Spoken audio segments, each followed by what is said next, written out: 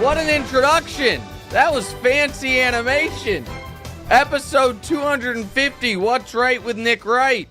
And this episode, this very special episode, is brought to you by Huggies Skin Essentials.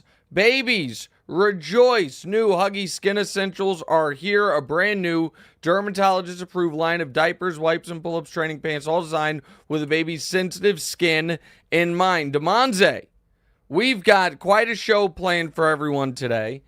Good to see you. You look great. You and I have both gone minimalistic with our outfit choices today. No logos, no sleeves, just white t-shirt and black t-shirt to celebrate the occasion.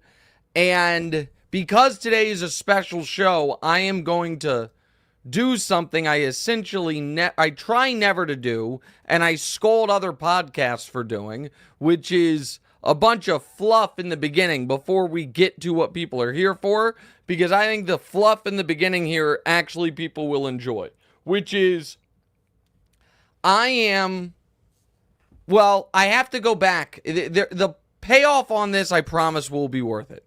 But I have to tell you guys a story from our vacation quickly that then leads to a problem for this evening. Okay? And then we'll get to the real part of the show. So Damonza knows this, the audience doesn't. For our vacation a couple weeks ago, one day we rented a jet ski at our house on like the Sound in Turks, and everyone was taking turns riding it. And then I took Deanna out on it. We went all the way down the Sound, out into the ocean, came back, and we're going to do another lap. I'm not exactly the sea snake from House of Dragons. I don't really know the tides. And an area that was totally fine for me to ride through 30 minutes prior, the sea levels had changed, whatever, and all of a sudden, I am at the end of this Sound, not in view of the house, probably a quarter mile from shore, marooned. Basically on the beach, because where it used to be water no longer is water. Deanna's with me. But I can see like 5 feet from where I'm marooned, the water is deep enough. So and this is a big jet ski. It's like a big 2-person jet ski. I'm like, all right, I got to push this thing into the deeper water, not recognizing the tide is going lower, and the water where I think it's deep enough, by the time I get it there, it won't be deep enough. I don't realize this until 30 minutes of pushing, pulling, trying to move this jet ski, which is basically now just on the land. Deanna, the water's now ankle deep for her. She is just floating on her back, having a good time. I just hit my head on the wall. And I'm now scared. Not of drowning, but of passing out. It's 100 degrees. I've been pushing this thing. I have no phone. I have no water. What I do have is I can see in the horizon a man painting a house. And I'm like, I've got to get to this guy because I'm cooked. Like there's on the other side of the horizon, there have been people riding jet skis. I've yelled to them, no chance. I thought maybe someone at the house would be like, they've been gone a long time. Instead, as it turns out, your mom and her sisters were making TikTok and Instagram videos, and I am just cooked, literally and figuratively. I get over to the shore. It's now been 45 minutes, 35 of pushing, pulling this jet ski, 10 of getting to the shore, carrying Deanna, and by the time I get there, I'm so near death, I can't remember your mom's phone number. I can't remember her number. I'm like, do you have a phone? He said, yes. It's like, do you have WhatsApp? He says, yes. What's the number? And I gave him the first three, I won't say your phone number, obviously, but you're a 913 number. Your mom's an 816 number. I gave him your 913 and then your mom's number. He's like, no answer. He's like, this doesn't work. This is fine. I'm like, all right, I got to get in some shade. I have to rally here for a moment. So, obviously, I survived. We got a hold of Danielle. I then had to walk on this gravel road to the street where she and the guy who rented me the jet ski came. He and I then walked back out to the jet ski, and he's like, we're going to try to push it. As soon as he got out there, this nice man, he's like, jet ski not moving. He's like, it's not going to move until midnight when the tides come up. So so the reason I'm telling that story is this. I have, since that moment, I think I either slipped a disc or did something in my back trying to push this stupid jet ski. Why am I telling you this story today? Because in 8 hours, I auditioned to be the U.S. Open ball boy. That's why. My big moment might be ruined by my nautical noviceness. I'm still walking with a limp. Meanwhile, Mark Carman, great Chicago broadcaster, flew in to audition for the U.S. Open with me. This morning I see him. He has 2 tennis rackets, exercise bands. He is re-gripping rackets and stretching. Meanwhile, I can't walk without a limp. So that's happening at Arthur Ashe in about 8 hours. So I got to rally, man. I really have to rally. Well, you got a little bit of strength training in. I know what you need is probably agility here, but no, exactly. Maybe, but I was walking your sister to rent a city bike the other day, and she was like, "Why are you walking with a limp?" I'm like, "I don't know, man. So we'll see how this goes." Okay. Now, no better way to start the 250th episode than my own failures of athleticism. Here's what missed the cut. The Miami Heat win the Summer League title. Travis Kelce has brought back the training camp stash. And, Damonza, not only have I gotten Syracuse to back-to-back college football playoffs in the new college football video game, but I had a dream about my recruiting class last night. Woke up this morning and started playing again. And your mom came downstairs and had such a look of disgust and disdain at what I was doing. Like 4 or 5? Like 6 in the morning. I am so hooked. Back hooked. Damonza, I've played legitimately 15 hours of the new college football video game. I haven't played the game. All I have done is recruit players, hire and fire coaches, build a schedule. Diora came in the room, watched me for like 10 minutes, and she was like, "Oh, so this is just a role play." I'm like, "It's not a role play." She was like, "Yes, it is."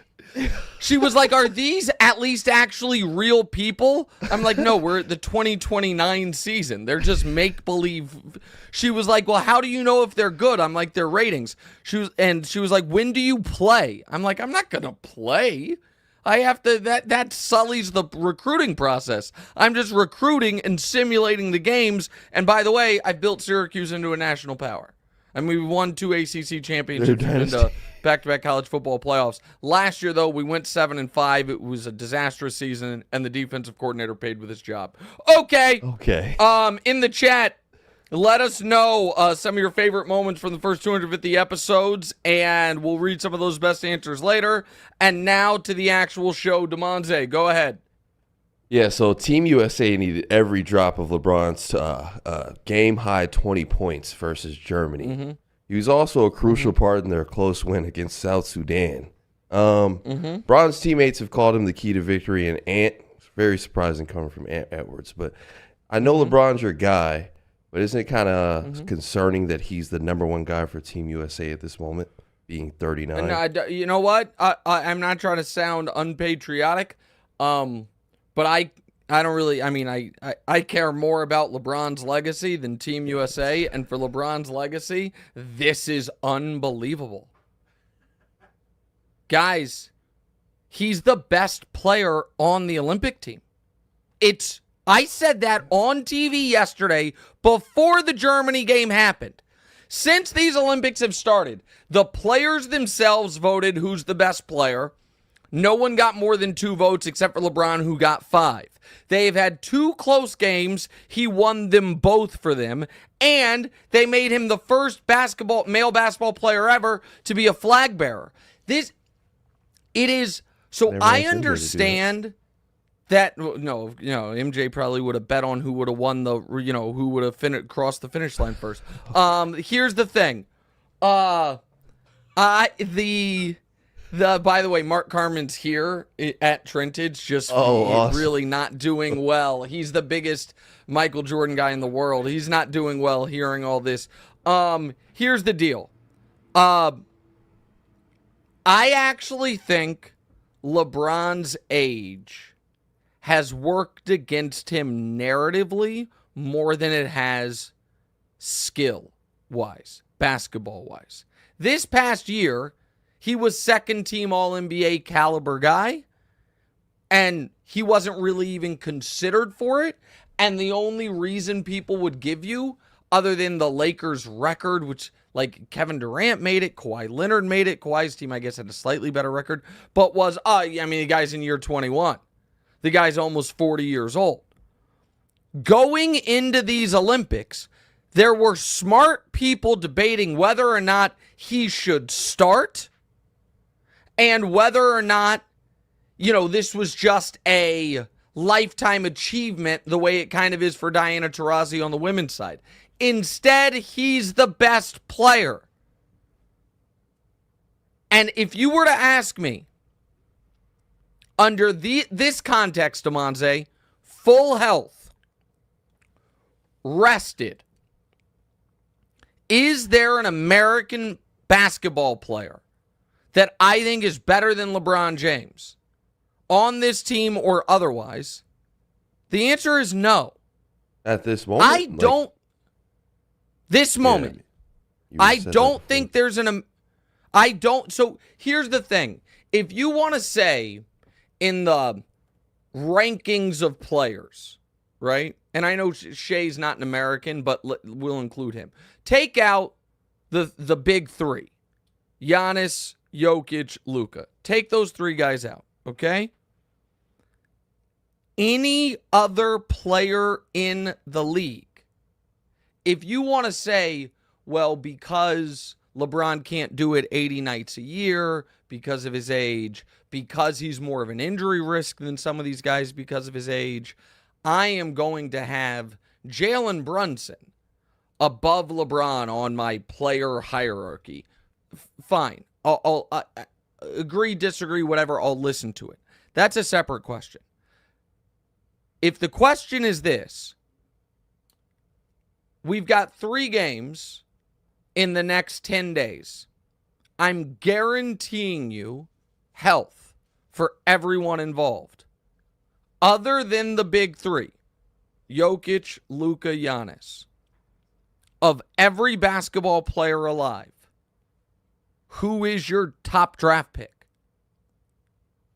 The fact that the answer to that question might very well be LeBron James at age 39 headed into year 22 is so incomprehensible, folks don't even want to acknowledge that that's what's happening. How can anyone we are watching LeBron on a team with Jason Tatum. Does anyone actually think Tatum's better at basketball if they're both healthy? We're watching him on a team with Steph Curry. You know who doesn't think Steph Curry's better than LeBron? Steph Curry. We're watching him on a team with Anthony Edwards. You know who thinks the best player on that team is LeBron James? Anthony Edwards. The only guy who seems to have real questions about it is Joel Embiid, with his insane quotes he's giving out when Embiid right now should lose his starting spot to Anthony Davis, who has probably been the second best player on Team USA. What did Embiid say? Embiid had some wild quotes. Joel Embiid. Hasn't he been playing like quote awfully throughout the So LeBron Olympics? I mean, Olympics. dude can't catch a pass. So this is so I'm gonna read it to you exactly. Let's You see. look at the talent the U.S. has, but there's equal talent on other teams. And the talent that's on the U.S. team, you got to understand most of those guys are older. The LeBron now is not the LeBron that was a couple years ago. So it's a big difference. Everybody would also tell you, you can see for yourself, the athletic LeBron, dominant that he was a couple years ago, it's not the same as he is now. I think people get fooled by names on paper, but those names have been built throughout their career, and now they're older. They're not what they used to be. A wild quote to give 4 days ago to the New York Times about your teammate. That is I a think wild that it also quote. could have been coming from the angle of he did go deep into LeBron's age, but coming from the angle of like these games being close and everybody thinks the USA should be blowing teams out. It's like, hey, But he said this before the games were. He said this before any of the close games happened. And like I listen. I like Embiid. That's a wild quote to give about a teammate. Flatly. Yeah. Like that quote I've can never work been at Embiid's any other biggest fan. time. Yeah. I know. But I just don't. It is truly unreal that LeBron is the best player on Team USA at this point, at this stage of his career, at this stage, at this age. And again, I don't think it is. If you want to say LeBron is the 10th best player in the league when you incorporate injury risk, availability, all of that, I understand the argument. But the flip side of that argument is if we're just saying best at best, we've got for a game or for a few games, and the criteria is we're giving you everyone in the world at full strength, fully healthy, at their best. Under those parameters, I don't think at this moment, Shea, Tatum, Ant, any of those guys, Steph, Durant, are better than LeBron still. And if they are going to win the gold, he's going to have to be excellent. Go ahead.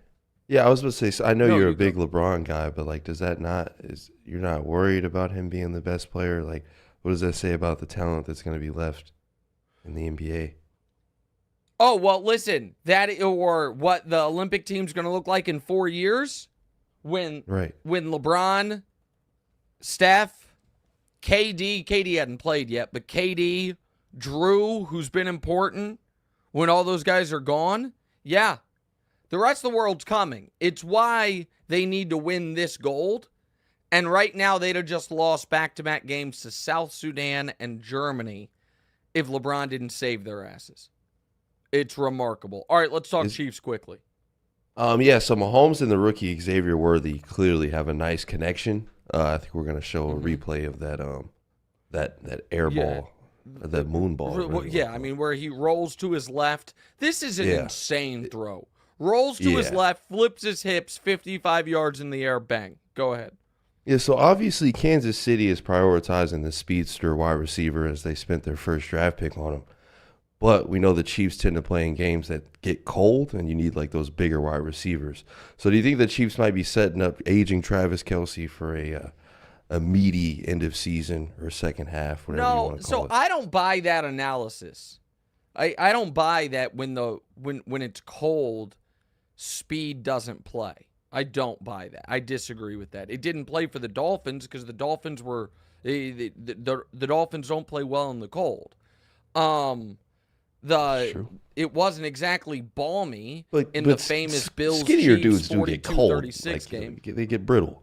Yeah, I guess, but when it's bad conditions, to me, that favors speed on offense because you know where you're going.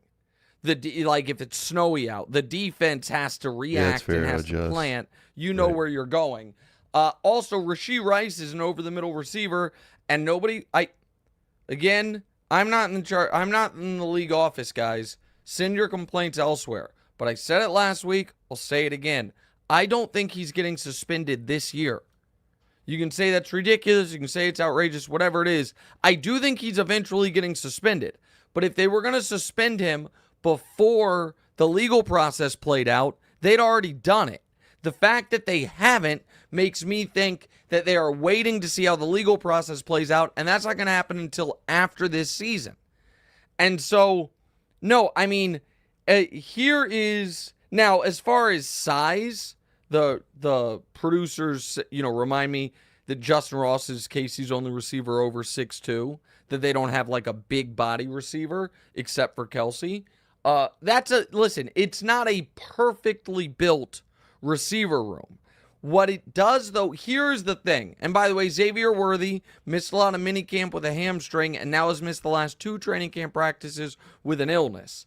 And so he's got to be able to be out there. But if he's out there, he just makes things so much easier for everyone else because there will be fewer, even if he never touches the ball, just by being on the field, you have safeties over the top down the field, which is the first year without Tyreek Hill. The Chiefs crushed everyone and scored the most points in the league, dinking and dunking and throwing to running backs and tight ends. Last year, that kind of got the water cut off on it because nobody was afraid of the Chiefs down the field. This year, with Hollywood and Xavier, you're going to have guys deep down the field as far as safeties. It's going to open things. It's going to really open things up for everybody else. And listen, Mahomes is excited about this. I am crazy excited about it. And he wants to remind everyone he has the best arm in the NFL. All right. And I think that's what he's going to be able to do with either of these guys, much less both of them. And I think Rashee is an excellent player. The off-the-field stuff is a separate issue. On the field, he is an excellent player who had damn near 1,000 yards as a rookie, and now he's going to be your featured top receiver. All right, next.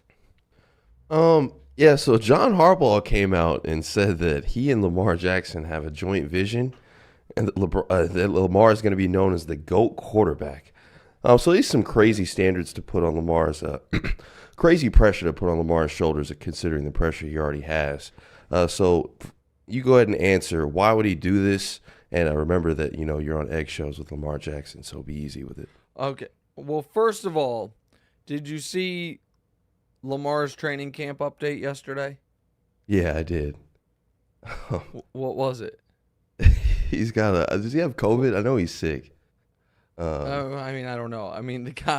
The guy that somebody tweeted, and it was a great tweet, that Lamar has the immune system of a Victorian era child. And that's maybe a little harsh, but my guy gets sick a lot. Like he is the sickliest of any quarterback I've ever seen. Every year when the weather gets cold, he's sick. Every year. And now the weather's not even cold Is yet, it even and he's sick. I don't even know, man. My guy he just gets sick. I don't know what it is. So here's the thing about the greatest quarterback ever. That is not on the board for him anymore. So let me give an analogy here. Damonza, do you know who Cooper Flagg is? Yeah.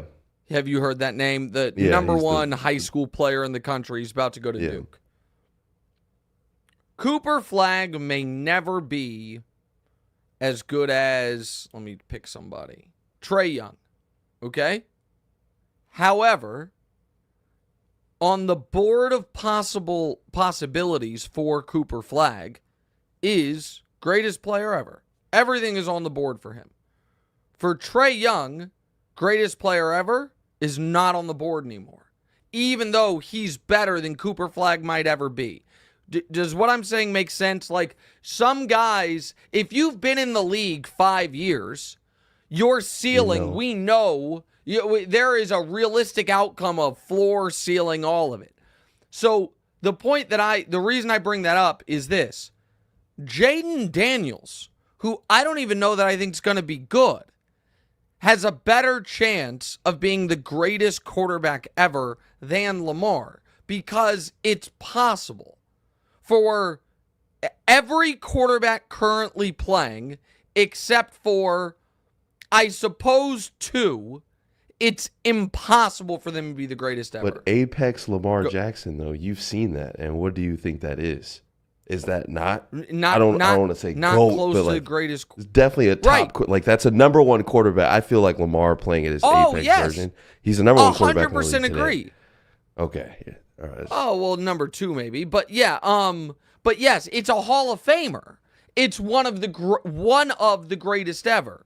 But the point that I'm making, like, if it makes sense, is that there are 2 guys currently playing that really just one in Mahomes, but I'll include Rodgers, because Rodgers has the 4 MVPs and a Super Bowl. If Rodgers all of a sudden played 3 more years and won 3 straight Super Bowls with the Jets, some folks would be like, he's the greatest quarterback ever. If there is the GOAT stuff for Lamar is obviously not possible. But being one of the 10 greatest quarterbacks ever is available to him, because he has 2 MVPs already. He has the all-time high winning percentage and 2 MVPs already. So Harbaugh overstated it. The issue for Lamar that we are now more than a half decade into is every single year, his worst game of the year is the playoff game they lose.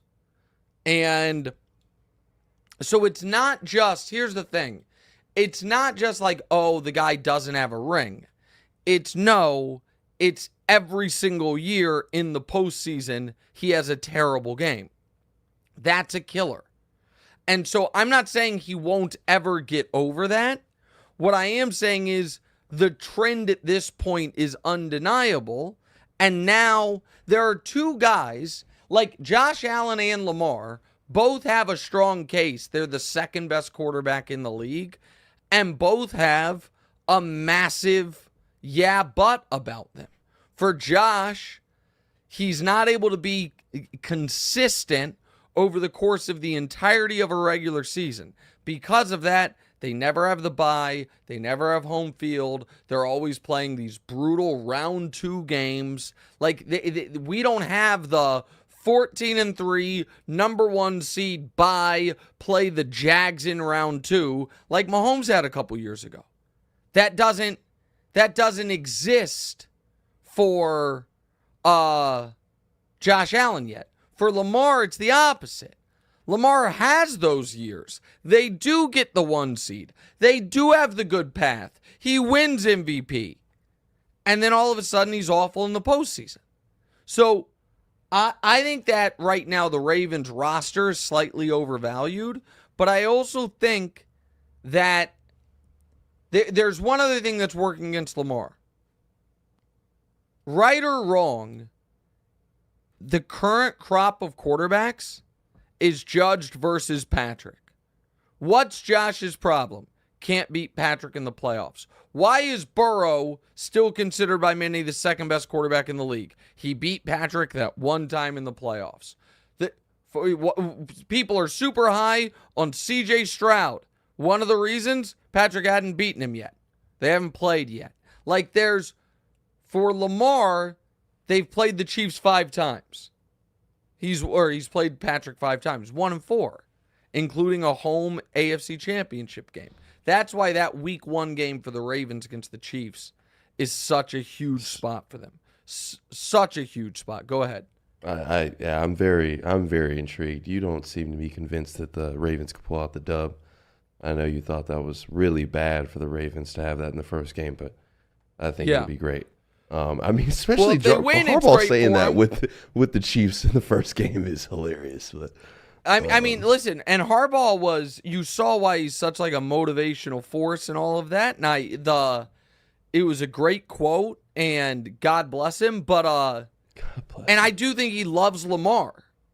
I do think he loves Lamar, and Lamar's obviously a great player. I did my quarterback pyramid last year at the end of the regular season. Let me see where I had it.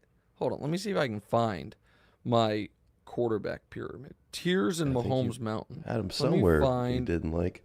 Oh, I know he was. There's no question he was on there. All-time tiers, all-time mountain. Here we go. So I had him like in the 15 to 20 range of all-time quarterbacks. I had him on the same tier as Drew Brees, Troy Aikman, Kurt Warner, and Steve Young. Because he has 2 MVPs. But, like, if he wins a Super Bowl, or just has one great postseason run, even if they come up short in the Super Bowl, but he plays well, you start having, like, a real Lamar versus Brett Favre conversation. You start having those. But he's got to go on the playoff run. He's got to. All right, last thing up. He'll do it. Jordan Love is holding out of practices until he reaches a contract extension. Love achieved a little bit last year. He's got 1 season under the books, but they might give him 20% of that cap. I mean, he saw Trevor Lawrence get his money with accomplishing little to nothing. Other big contracts have famously backfired. The same as Jordan. 1 excellent season, 1 playoff win. So let's just chill. He's accomplished the same as Jordan. Now he's had more time to accomplish it, but he's okay. If he's accomplished the same as Trevor, it's both little accomplishments for all the money that they're seeking. I mean, no, that's fair. He's also, by the way, Trevor's 24, Jordan's about to turn 26. But go ahead, it doesn't matter. Just the facts. All right, fair enough. So the big contracts that backfired, Daniel Jones and Kyler, obviously. Do you think there's going to be a market correction with the quarterback contract soon? No, and I do think that Trevor's contract put the Packers and the Dolphins in a really rough spot.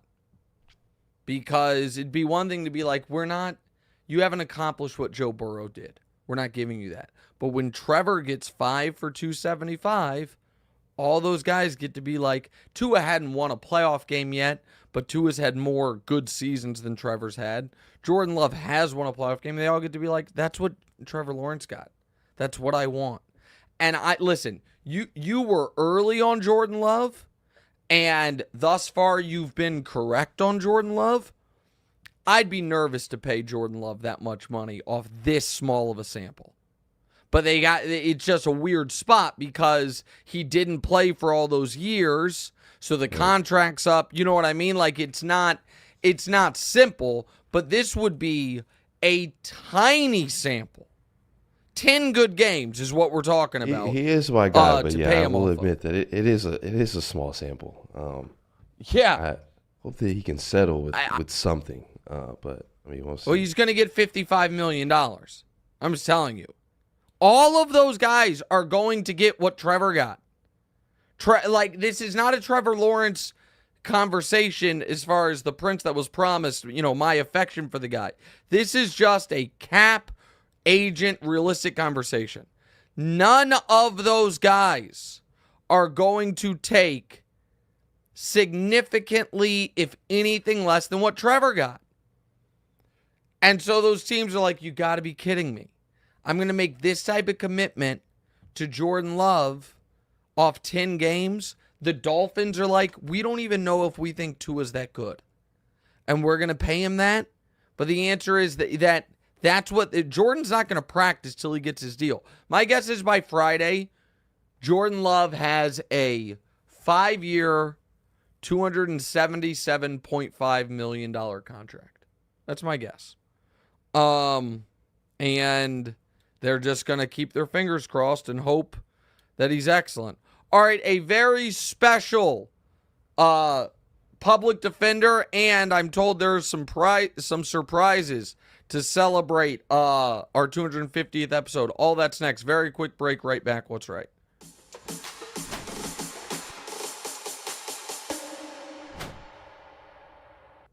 Welcome back in What's Right with Nick Wright, episode 250. And this episode of What's Right with Nick Wright is brought to you by Huggies Skin Essentials. New parents changing diapers all the time. My kids are past that age, but I still remember what it was like. It's not always great, and it's made harder with surprises like diaper rash that can be uncomfortable for kids and stressful for parents. However, babies can now rejoice. Huggies Skin Essentials are here. A brand new dermatologist-approved line of diapers, wipes, and pull-ups training pants, all designed with babies' sensitive skin in mind. The Skin Essentials diapers feature the Skin Protect liner and help protect against the top 2 causes of rash by managing moisture and runny mess. The wipes are thick, have zero harsh ingredients for a great gentle clean. Pull-Up Skin Essentials has got your big kid covered too with a training pant. It's ultra soft and breathable to help protect sensitive skin throughout potty training. Learn more at Huggies.com. Again, head to Huggies.com to learn more.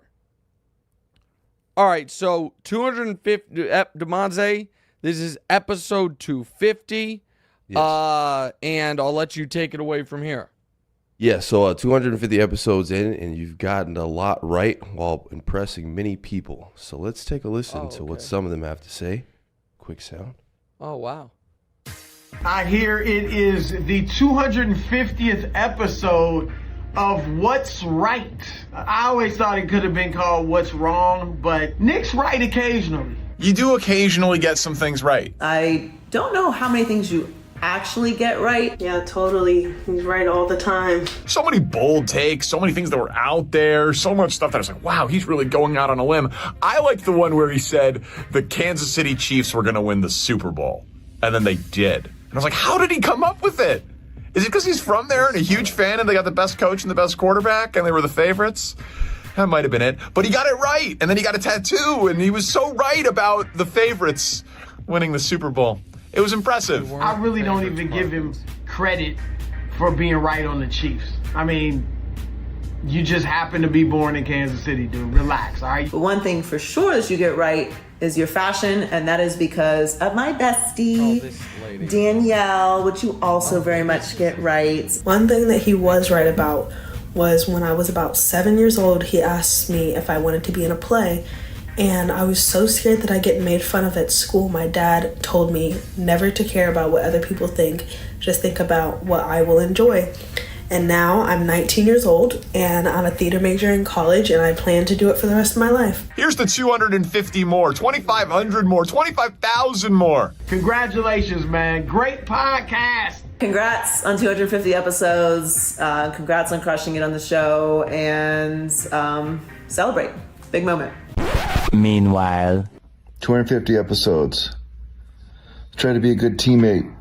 And I've been binge watching all night. I'm at 117. Lakers just made the playoffs. So don't spoil it. I gotta get back to it. See you later. Well, I was wondering whether or not Wilds was going to participate. That's really well done. I enjoyed that. I also did not remember that thing your sister said. I'm also going to really embarrass. Yeah, I'm really going to embarrass Diora if people were like, where did you record that from? She naps in her bathtub. That was that you saw that was like she has like a big comforter and pillows. Like she doesn't use her bathtub as a bathtub. She uses it as a place she naps. So that's where that video was taken She was from. still doing that. Yeah, crazy. yeah. I didn't know. I mean, that's where that was. When I saw the background, I was like, "Where is she in the house?" And then I realized, okay, so sorry, my phone's ringing. All right, so if you want to say something, you can. You also are not obligated. It's been a journey. It's really cool to be able to do this with you, Pops. And just honestly, I don't want to say impressed, but I just find it to be a thrill to come in here and try to do this each time, because I mean I'm still terrified, but it's been a journey and it's just been cool to, I can't believe that I started this in the heat of football season, like knowing the little knowledge I had about football at the time, but nonetheless it's been a journey. It's been a cool thing to work with the producers and meet all these folks and all the people along the way. Yeah, no, it's been great. I agree, and I've had a wonderful time, and we keep it going. And also, if you guys want to chime in the chat, feel free. All right, let's play some Public Defender, Damonza. So the opening ceremonies for the Paris Olympics are Friday. Someone may see table tennis or trampoline and question if it's really a sport. You know who doesn't? Nick Wright, the public defender. Counselor, today you will be defending obscure sports in the Olympics. First up, you'll get to pick a client between 3 current sports in the Olympics. Your job is to make the case for why your client is in fact a sport and should not be mocked. Your choices are race walking, breaking or breakdancing, or dressage. Counselor, I'll lay out the case after you choose who you will defend. All right, so this is very easy. I'm going to defend race walking because obviously this is a sport. It's actually a sport most of us participated in at a very young age without even knowing it. You might be like, what? So let me just explain. The rules of race walking are you want to go as fast as you can, but the way they define it is 1 foot has to be touching the ground at all times. So when you run, there's times when both feet are in the air. When you're walking, there's always 1 foot on the ground, so you do it as fast as possible. And you might say, no, I never did that. I don't know that, and I'm going to say you're wrong. You know how I know? Here's how I know. Think back. You're a little kid. You're at a public pool, trying to get from one place to another. You start to jog, and all of a sudden, quick whistle. No running. What do you find yourself doing? Do you all of a sudden just slow down? Do you just start a leisurely stroll? No, you don't. You know what you're doing in that time? Before, even though you didn't know you were doing it, you were race walking. Oh, I'm not running, I'm walking, but you're walking as fast as you can. It is something that millions of people have trained for since they were little kids, and now the best in the world compete at it. It takes endurance. It takes focus. It takes attention to detail. Don't tell me that race walking isn't a sport, but the 200-meter butterfly is. Like, everybody just, is in the pocket of big swimming and is fine with all of these different type of strokes that no one actually uses when they're regularly swimming. You get a gold medal for. Nobody has a problem with that.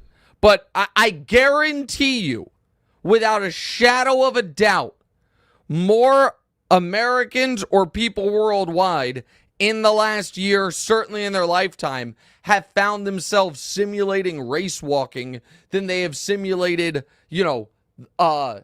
the freestyle back stroke in those different, the backstroke in the pool. And even if you're like, no, the backstroke's one of the more popular ones. Okay, I'll go back to the butterfly. When's the last time you were swimming and you're like, you know what? I'm going to break out the butterfly here in proper form. The answer is never. So obviously race walking is a sport. The butterfly, I think, is like this one where like you do like almost like a little like frog, like up and down. Okay. Yeah. That's the butterfly. Usually got the caps on. They do that. They always have the caps on any of them. And then there's also hold on. What are the different swimming strokes? It's like a class. 8 different types of swimming and strokes from Swim Gym. Freestyle, we all know that one. Backstroke, we all know that one. Breaststroke. The breaststroke is this. Now, the breaststroke people do. So the butterfly is actually this one. It's like, I'm going to do it wrong, but it's an advanced swimming stroke, provides an excellent workout. Nobody does it. Side stroke. These are... Why would you swim sideways? Give me a break. Hold on. I think we have... sideways is backwards. We didn't lock the door. I think there's a little controversy at the door of the store. Uh-oh. Luckily, Carm's here to protect us. All right, next. So next, you will once again pick between 3 clients. This time, though, the sports will be events from the 1900 Paris Olympics that were eliminated from the games. Your job is to defend that sport's right to return to the Olympics. And your choices are ballooning, horse long and high jump, We're poodle clipping. Counselor, who will you defend? Okay. I'm obviously going to defend the horse long and high jump. Okay. I mean, that seems, I'll be honest. No poodle I don't clipping? remember that event, but that seems awesome. Ballooning is about tech and about your, sophistication of your materials, not Aerodynamicy. interested. Poodle clipping's ridiculous. Horse jumping sounds dope. And I know, listen, I don't want to get on the wrong side of PETA, and I don't know, I'm sure there's going to be some folks that are like, actually, the animal. Here's the thing. I am confident, knowing nothing, I am still confident in this. And by the way, let me explain what horse jumping was. Riders had their horses compete in jumping. The winner of the horse long jump leapt 6.1 meters, and the gold for the horse high jump reached 1.8 meters. Here's the thing. I guarantee those horses were treated like gods. Those horses, I guarantee, had amazing training, at the Olympic level, great food. They were treated great. They're not like the poor horses that are, trotting around Central Park looking like the saddest animals in the world. Like, that's a different story. I'm sure the Olympic horse jumping horses were in pretty decent shape. So I think that would have been a dope event, and I like that event a lot. Real quick, because I think that's our last. Am I wrong? I think that's our last public defender. No, I want to say we've got a little ahead. bonus topic in here. Yeah. If you could include any event in the Olympics, what would it be?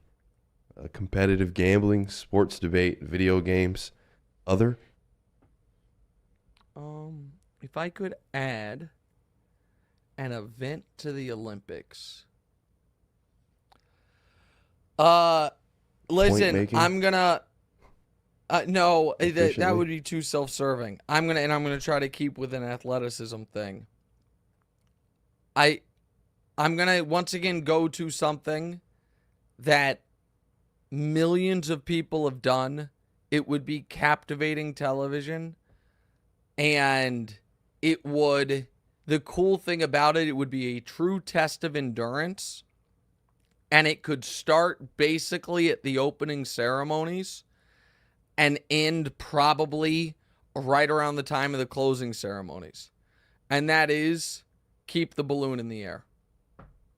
You get a team, you figure out a plan, and there are rules of how far the balloon has to travel and how high in the air. And it might be like, hey guys, we're on day 11. You just really want the gold? You better keep it in the air. I think that would be great. And just like every time there's like a break in one of the events, like a live look in at the keep the balloon in the air arena. And all of a sudden it's these guys just exhausted hitting it. I'm telling you that I didn't even know that was going to be a question. I just thought of it. But keep the balloon in the air. That's what that's my answer. That's what I would go with. Wait, but honestly, it's not an Olympic sport, but I do see people like, there are videos of it. People are like really doing it competitively. Like there's obstacles. Yeah, exactly. That's what I'm saying. It would be dope. People would absolutely care. We would have so much room for more Olympic events if someone had the courage to stare big swimming in the face and say freestyle and backstroke. That's all you get. And you don't get a 50, a 100, a 200, a 400, an 800. You don't get too much. Instead, there's all the swimming is disproportionately awarded in medals. You guys know how I feel about this. Everyone's like, who's the greatest Olympian ever? They're like, Mark Spitz, and now it's Michael Phelps. Amazing. They're both swimmers. It's like, nah, man. I promise you, if Usain Bolt, if they were like, hey, guess what? Exact same race, except you do it sidestepping, and then exact same race, you do it running backwards, he'd win those golds too. But he just didn't have as many opportunities to win golds as the swimmers. It's not fair. Quick break. Read your questions next. What's right?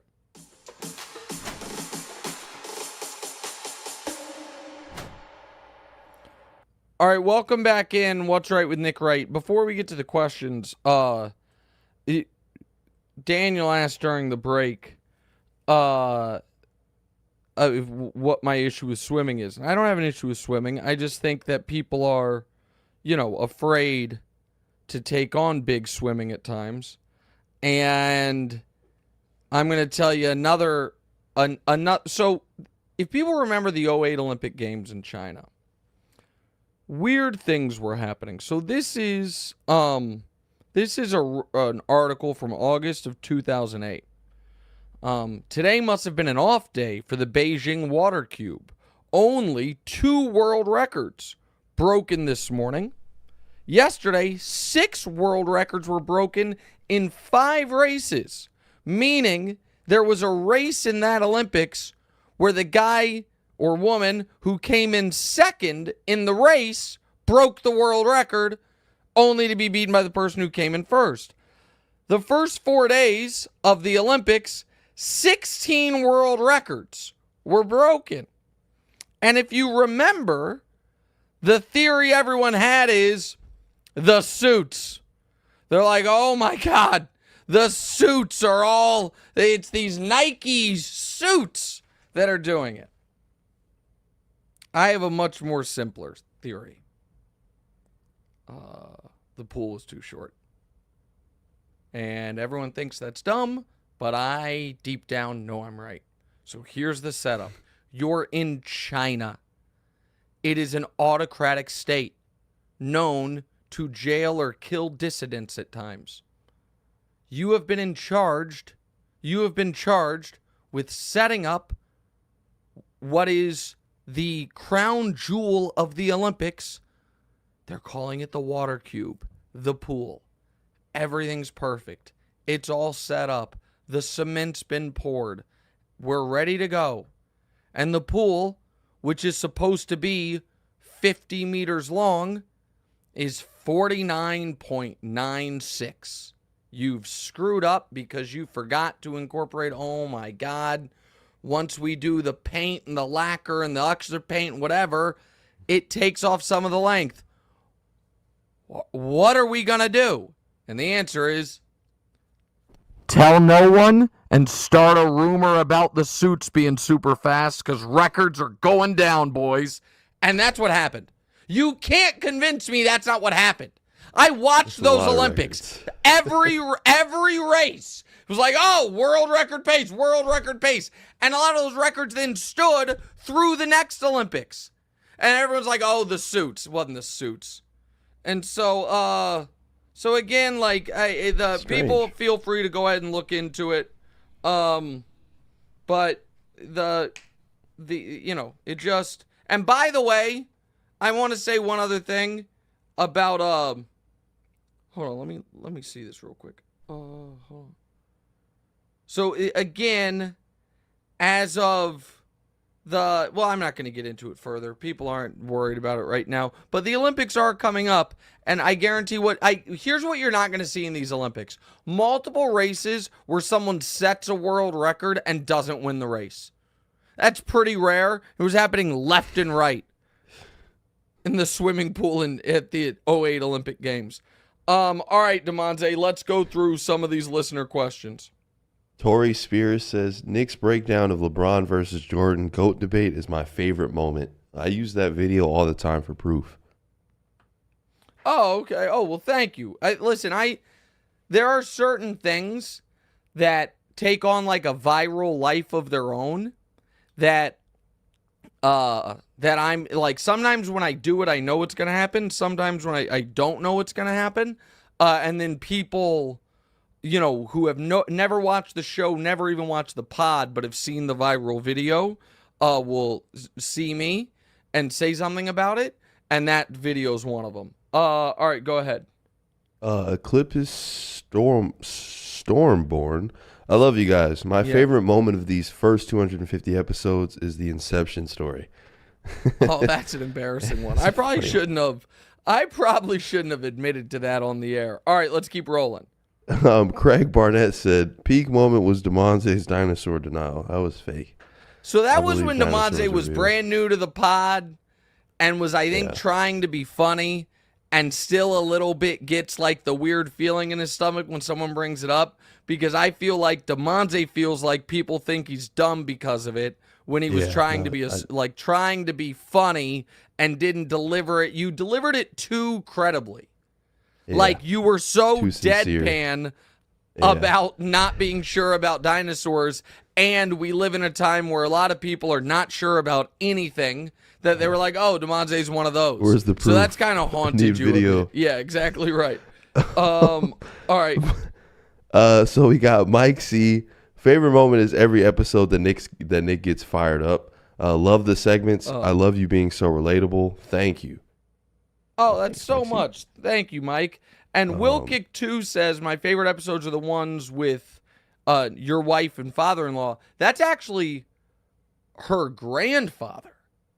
So that that is the man you guys have seen on here a couple times is not my wife's dad. That's my wife's grandfather, who turned or is about to turn 94. Yeah. Turns 94 here in a few weeks. All right, let's go to Raymer84, Damonza.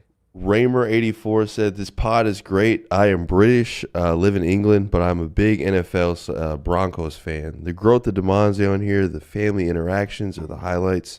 The Chiefs winning is the low light. Smiley face. By the way, Andrew Meyer says the Beijing pool was the first pool 3 meters deep at the Olympics, which creates less water disturbance and faster times. Go ahead and believe that if you want. I'm going to go ahead with Occam's razor. The simplest explanation is probably the right one. Pool was a couple inches too short, and in races where hundredths of seconds determine world records, the pool is too short. I'll believe that till the day I die. And by the way, here's all I'd ask. It's still there.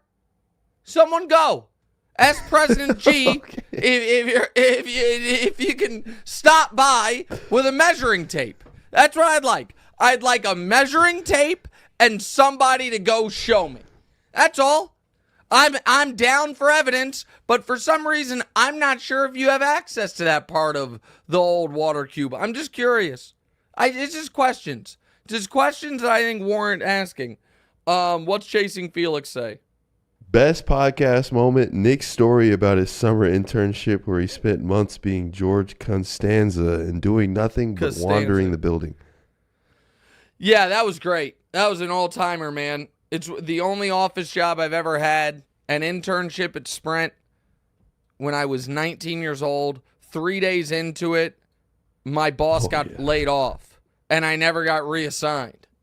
And I just came in and read Bill Simmons columns and took naps in I shouldn't have done this again. I was a teenager. I apologize.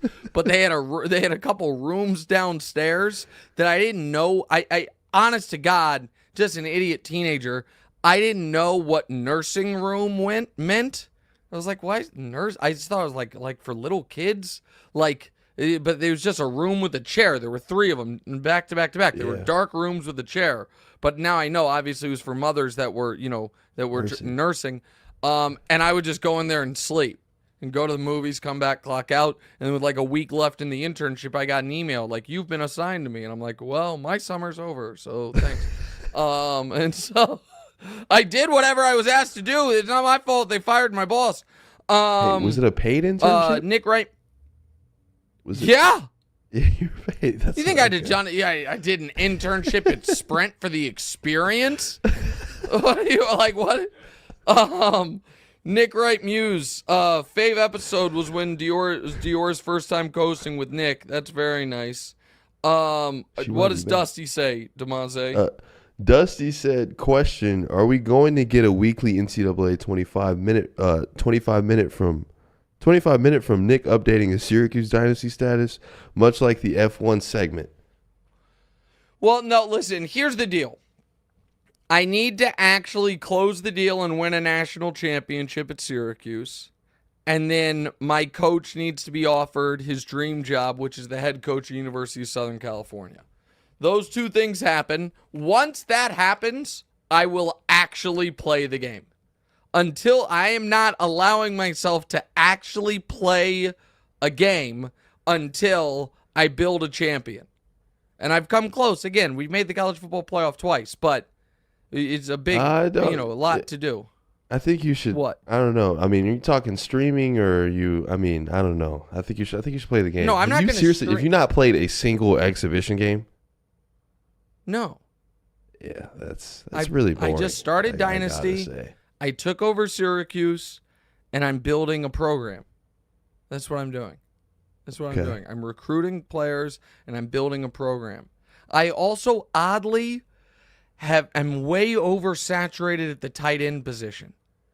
I have like 6 tight ends that are 82 or better, but you can't get them all on the field. Guys are getting a little annoyed with me about playing time. Also, sometimes these guys threaten to transfer, and I lie to them.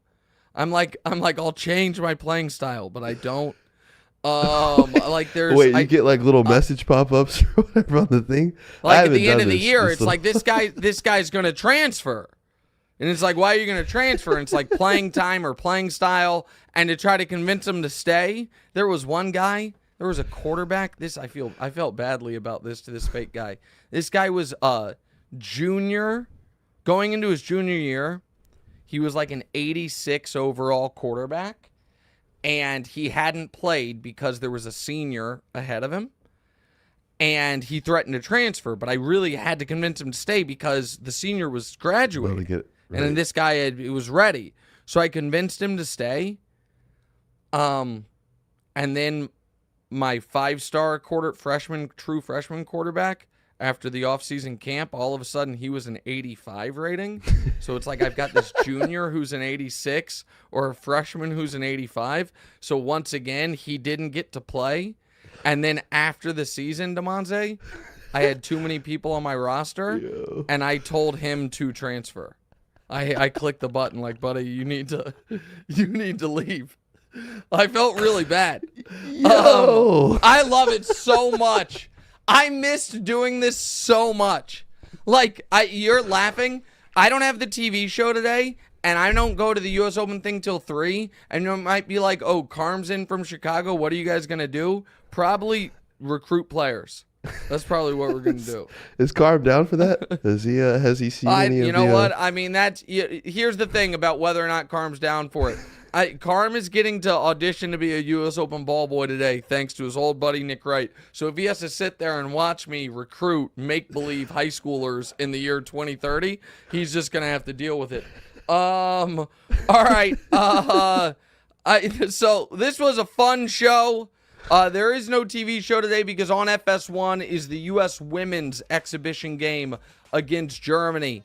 Appreciate everybody watching these 250 episodes. Damonza, you did a great job. Have a good day at work, and I will be back here Thursday for the next show and be on TV. By the way, first things first, 2 hours a day now, 3 to 5 p.m. First one of those was yesterday, so back at it 3 p.m. tomorrow. See you guys then. What's right? Hey, thanks for watching. If you're still here, do me a favor. Hit the subscribe button, then hit the bell so you can be notified when we have new episodes. After you've done that, one more favor, go to your favorite audio platform of choice and subscribe there as well. Don't forget, we're live every Tuesday and Thursday, 10:30 a.m. Eastern-ish. 10:35, 10:40, it sometimes changes, but that's why you hit the bell. You hit the bell so you're notified. You subscribe so we can get to 200,000 followers. We're right around 150,000. We'd love to get to 200,000, get Damonza another plaque. So like, subscribe, rate, send a rating too. Do all that cool stuff. Thanks, guys.